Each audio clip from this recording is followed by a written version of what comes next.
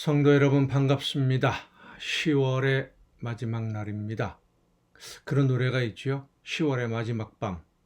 그렇습니다. 지금 우리는 10월의 마지막 밤을 보내고 있는데 오늘도 그리고 지금까지도 함께 하시고 동행해 주시는 우리 주님과 함께 하나님의 은혜 가운데 아름다운 열매를 맺으면서 하나님이 기뻐하시는 아름다운 자녀로 우리의 삶이 익어가는, 그래서 아름다운 열매로 하나님께 기쁨 드리는 그런 삶으로 살아내신 줄로 믿습니다. 오늘 우리가 함께 은혜를 나눌 본문 말씀 요한복음 11장 7절부터 16절까지에 있는 말씀입니다. 요한복음 11장 7절부터 16절입니다. 그 후에 제자들에게 이르시되 유대로 다시 가자 하시니 제자들이 말하되 랍비여 방금도 유대인들이 돌로 치려 하였는데 또 그리로 가시려 하나이까. 예수께서 대답하시되 낮이 12시간이 아니냐. 사람이 낮에 다니면 이 세상의 빛을 보므로 실족하지 아니하고 밤에 다니면 빛이 그 사람 안에 없는 고로 실족하느니라. 이 말씀을 하신 후에 또 이르시되 우리 친구 나사로가 잠들었도다. 그러나 내가 깨우러 가노라. 제자들이 이르되 주여 잠들었으면 낫겠나이다 하더라. 예수는 그의 죽음을 가리켜 말씀하신 것이나 그들은 잠들어 쉬는 것을 가리켜 말씀하신 줄 생각하는지라. 이에 예수께서 밝히 이르시되 나사로가 죽었느니라. 내가 거기 있지 아니한 것을 너희를 위하여 기뻐하노니 이는 너희로 믿게 하려 함이라. 그러나 그에게로 가자 하시니 디두모라고도 하는 도마가 다른 제자들에게 말하되 우리도 주와 함께 죽으러 가자 하니라. 아멘. 어제에 이어서 오늘도 예수님을 죽일 기회를 노리고 있는 유대인들이 기다리고 있는 이 호랑이 굴과 같은 베다니 마을로 가시는 예수님을 따라가는 제자들의 모습, 그들의 마음, 또 그들의 생각, 이런 문제들을, 그런 모습들을 함께 생각하면서 오늘 우리의 모습을 다시 한번 돌아보고자 합니다. 예수님이 유대로 가자라고 하실 때 제자들은 다 반대를 합니다. 유대인들이 돌로 치려고 하던 때가 며칠 전인데, 그래서 지금 요단강 동편 세례 요한이 세례를 베풀던 곳, 유대인들로부터 그래도 안전한 곳으로 피해 왔는데 다시 유대로 가게 되면 어떤 일을 당할지 누구나 다 예상할 수 있는 일 아니겠습니까? 그런데 지금 굳이 가야 하겠느냐 하는 것이 제자들의 의견입니다. 왜냐하면 나사로가 병들었다라는 이야기를 듣고도 가지 말자 하던 제자들이 나사로가 죽었다라고 얘기하니까 그러면 이제 늦었는데 뭐 하러 갑니까? 죽었는데, 다 끝났는데, 이런 의견들 아니겠습니까? 지금 왜 굳이 가려고 하느냐? 하지만 예수님은 아직은 예수님이 계획하신 그때 십자가에 달리시는 제물이 되는 때가 아직은 되지 않았기 때문에 유대인들이 함부로 행동하지 못한다라는 것을 예수님은 알고 계십니다. 또 나사로의 죽음과 다시 살아남으로 인해서 예수님이 하시려는 일, 하나님이 계획하신 일이 있기 때문에 유대로 가자, 이제는 가서 일할 때다 라고 말씀하신 것이죠. 예수님은 알고 가는 것이고 어떤 일이 벌어질지 제자들은 모르고 따라가야 됩니다. 모르고 따라가는 것과 알고 하는 것은 많은 차이가 있습니다.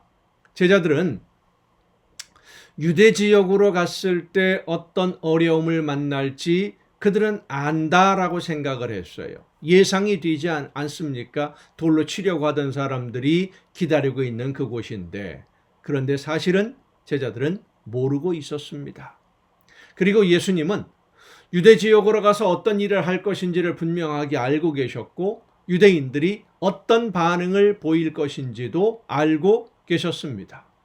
그러니까 예수님은 모든 것을 다 알고 행동하시기 때문에 두려움이 없었지만 제자들은 사실을 알지 못하고 자기들의 지식만으로 앞으로의 일을 예상했기 때문에 두려울 수밖에 없었던 것입니다. 그러나 베다니로 가시려는 예수님을 막을 수 있는 방법이 없고 예수님을 따라가지 않으면 더 이상 예수님과 함께 할 수도 없게 되기 때문에 어쩔 수 없이 예수님을 따라가야 하는 제자들의 심정 복잡할 수밖에 없을 것입니다. 이 제자들의 마음, 어쩔 수 없이 예수님을 따라가면서 고민하고 걱정하고 염려하고 두려워하는 어떤 일을 만날까 두려움에 빠져 있는 이 제자들의 모습이 오늘 우리의 모습과 비슷하다라는 생각을 하게 됩니다.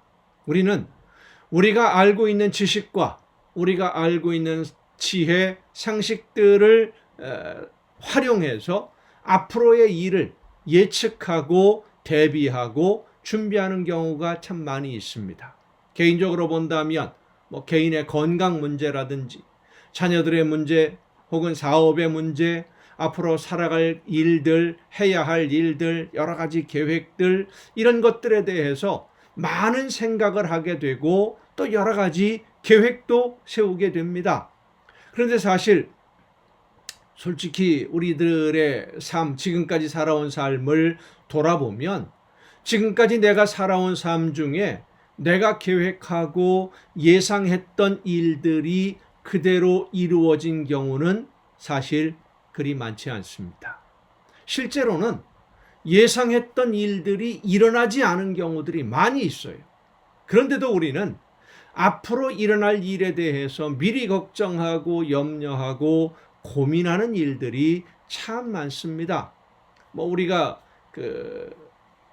여러 가지 강의를 통해서 들어서 알고 있고 또 통계적으로도 실제적으로 그렇게 보고되고 있습니다만은 우리가 걱정하는 일 중에 90%, 그러니까 100가지 중에 90가지는 실제로 일어나지 않는다고 합니다.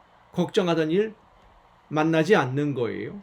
그리고 나머지 10가지, 10%는 실제로 일어나게 되는데 그 중에 100가지 중에 100가지 중에 90가지는 일어나지도 않고 나머지 10가지 중에 9은 내가 고민하고 걱정하고 준비한다고 해서 해결할 수 있는 일이 아니라는 겁니다. 어쩔 수 없이 그냥 당이 견뎌야 되는, 만나야 되는, 내가 아무리 노력해도 해결할 수 없는 일이 9가지.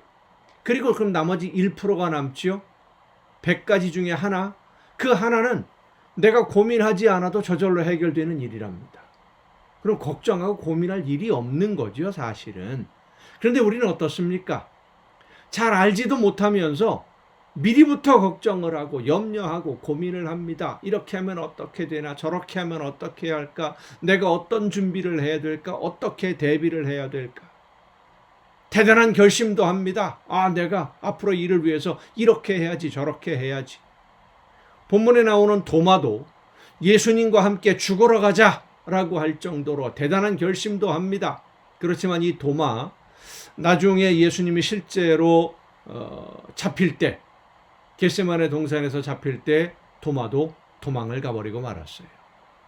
예수님은 앞으로 일어날 일에 대해서 모든 것을 다 아셨습니다. 그래서 두려움 없이 유대로 가자라고 하시는데 제자들은 알지 못하니까, 알지 못하는데 안다고 생각을 하니까 두려워했습니다. 자, 여러분, 이 사건이 일어나는 배경을 한번 보십시다. 예수님과 제자들이 왜 요단강 동편으로 피해 오게 되었습니까? 태어날 때부터 앞을 보지 못하는 사람을 안식일에 고쳐준 일로 인해서 안식일에 일하는 문제로 유대인들과 논쟁이 시작되었고, 하나님이 일하시니 나도 일한다, 하나님과 나는 하나다 라고 하는 예수님의 말씀 때문에 신성 모독하는 죄인으로 몰리게 됐어요. 그래서 돌로 치려고 하니까 피해 오신 겁니다. 자, 누가 예수님을 신성 모독하는 죄인으로 몰았습니까? 태어날 때부터 앞을 보지 못하는 사람을 고쳐주신 예수님과 이제 나중에 논쟁 중에 대화하는 내용들이 나오지요. 눈을 뜨고 본다고 생각을 하고 있었지만 사실은 보지 못하는 사람들. 보지 못하던 사람은 눈을 뜨고 예수님의 말씀을 들었고 믿었는데 바리새인들과 유대인들은 자기들은 눈을 뜨고 보는 사람이라고 생각했습니다. 지혜가 있고 하나님의 말씀을 잘 안다고 생각했지만 사실은 예수님을 알아보지도 못했고 예수님이 하시는 일도 알아보지 못했고 하나님의 말씀도 듣지 못하는 사람들, 오히려 성령을 회방하고 있던 사람들입니다. 본다고 생각했는데 보지 못하는 사람들 때문에 예수님이 신성 모독하는 죄인이라고 몰려서 지금 요단강 동편에 피해와 있는 것이지요. 그런데 예수님의 제자들도 다시 유대로 가자라고 하시는 예수님의 말씀에 대한 반응을 보면 알지 못하면서 안다고 생각하고 있었던 겁니다. 그러니까 두려움에 빠져버렸지요. 무서워했지요. 베다니로 가면 어떤 일을 만날지 그들은 예상할 수 있다라고 생각했어요. 사실은 그렇지 않은데. 성도 여러분, 우리는 앞으로의 일을 모릅니다. 어떤 일을 만날지, 어떤 일들이 우리를 기다리고 있는지 우리는 모릅니다. 그래서 성령이 인도하시는 대로 지금 순종만 하면 됩니다. 지금 순종하면 되는 거예요.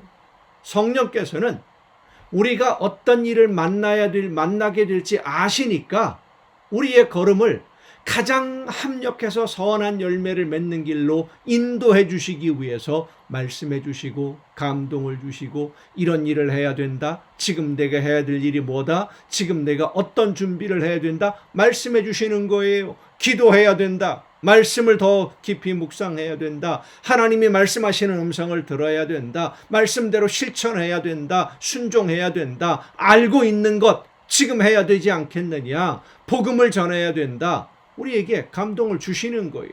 왜? 지금 그렇게 해야 되니까.